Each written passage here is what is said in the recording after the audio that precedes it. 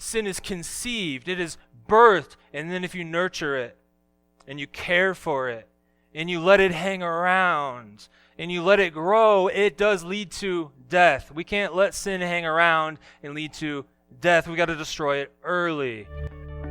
This is a Truth Transforms Truth Nugget, a daily dose of truth for your daily transformation. And Jesus was revealing the true purpose of the law as he walked through the Sermon on the Mount, walked through the Ten Commandments.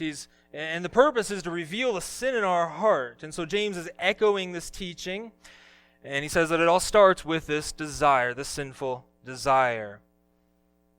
So it might lead to things like thoughts and feelings of vengeance after being wronged.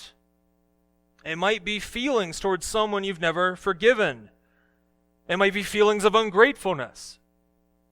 Whatever it is, this is where it starts. It begins with desire. Then he explains that desire gives birth to sin.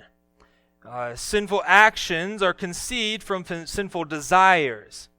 So he gives a picture of birth here. There's an image created that sin is birthed as a little baby. Desire is like a baby in the womb.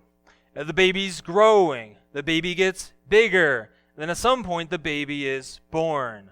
This is the next stage of progression. Well, what happens after that baby is born? That baby will grow up, but there are a few things that need to happen. You need to care for the baby. You need to give attention to the baby. You need to nurture the baby. You need to do everything necessary to get that baby to grow up. And he's saying that happens with sin. Sin is conceived, it is birthed, and then if you nurture it, and you care for it, and you let it hang around, and you let it grow, it does lead to death. We can't let sin hang around and lead to death. We got to destroy it early. So you recognize things, you destroy them early. Sinful attitudes you recognize, you destroy it early.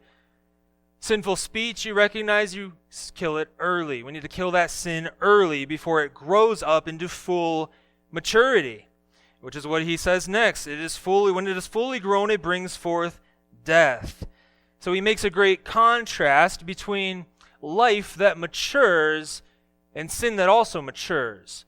There's a conception and there's a birth and there's a maturing of life. Well, there's also a conception and a birth and a maturing of death.